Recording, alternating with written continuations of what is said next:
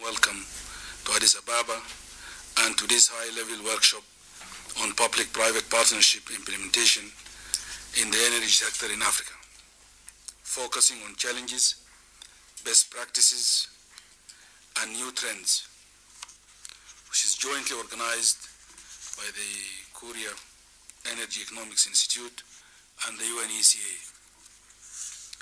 I would like to begin by expressing my sincere gratitude to our friends and partners from Korea.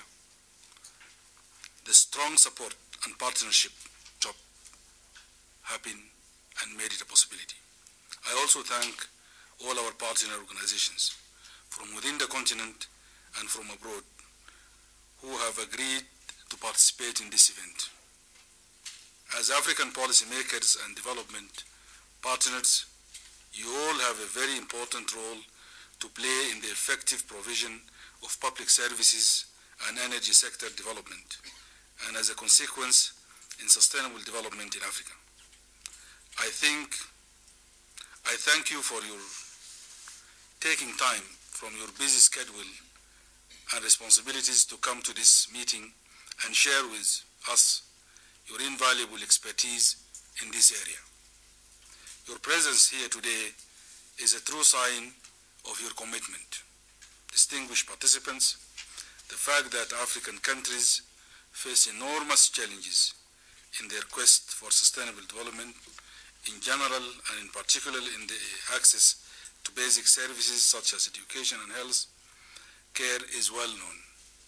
So I'm not going to dwell on these challenges.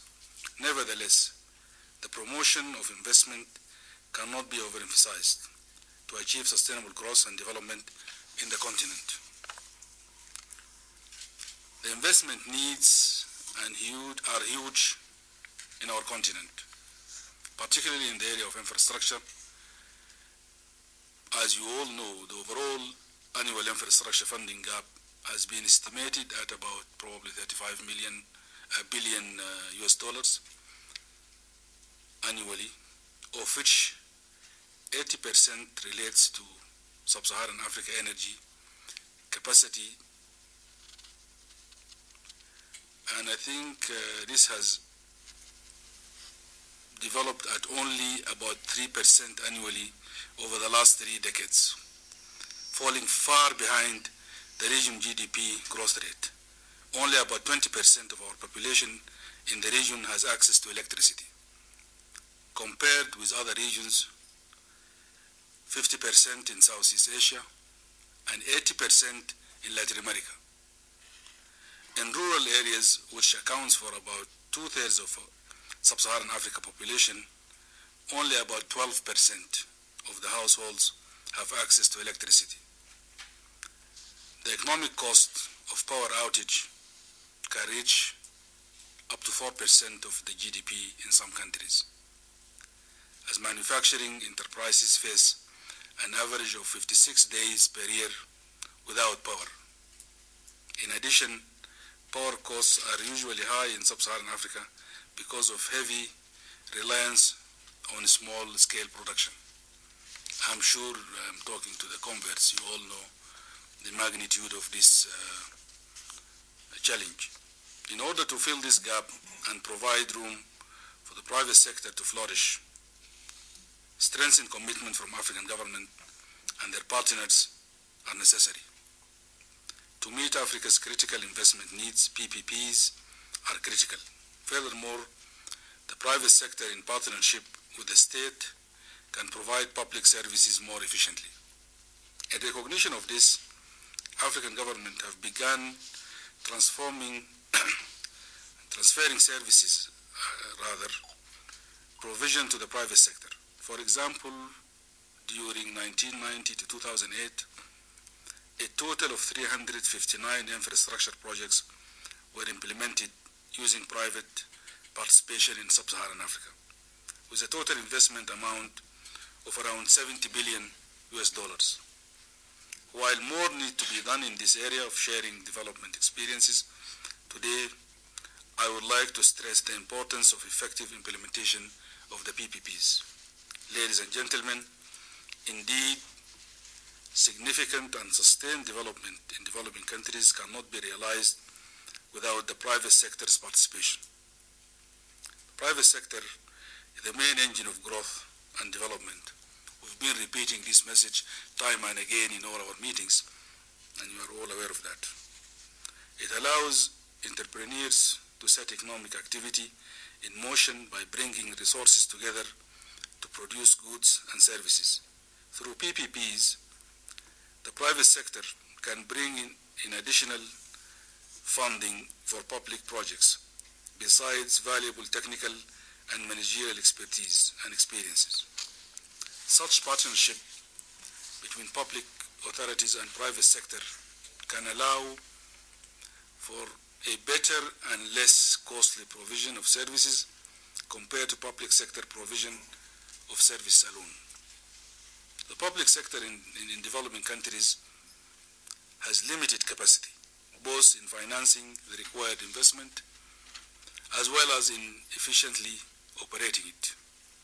Thus, there is a need to attract investment on a sustainable basis, which cannot be achieved by government efforts alone. Engaging the responsible private sector in development solutions can have fundamental long-term impact on poverty alleviation and social development by increasing client countries' national competitiveness. The experience of the last 15 years shows that most countries will be better off working in a partnership with the private sector to achieve sustained efficiency gains and minimize financial and fiscal financing requirements. I think during the workshop we will have the opportunity to share the Korean experience, but allow me just to say a few words on this. I think a key factor in Korea's successful economic and social transformation is the quality of its PPPs. Korea demonstrated an unprecedented capacity in making and implementing pragmatic policies to promote strategic trade and investment opportunities. The sharing of Korea's successful experiences in the PPP's implementation and institution building can play a catalytic role in responding to Africa's needs and growing demand for the implementation of PPPs in partnership with domestic and foreign private sector. Distinguished participants, our meeting today is to promote public-private partnership and private investment in the energy sector. More specifically, this meeting aims to build the capacity of African countries in order to implement PPPs with focus on the power sector, energy development, with a view to promoting investment. Together, during the course of this workshop, we will address the main challenges to PPPs in the energy sector in the continent, best practices and new trends in the spirit of partnership and shared sense of the urgent priority needed to drive this agenda forward. With the depth of experience and expertise available here today, I am confident that we will be able to share experiences and agree on the best way forward to not only identify better ways of improving the quality and efficacy of the PPPs in the energy sector, but also how best to encourage better investment to meet the continent's energy needs. I hope that this meeting will provide a clear roadmap on how we can achieve our shared goals. By way of conclusion, I am confident that with your active and fruitful participation, we would have made a major contribution in advancing the agenda of promoting the use of PPPs in the energy sector in African countries. With these few remarks, I wish to thank you once again for being here with us and wish you successful deliberation. I thank you for your kind attention. Thanks.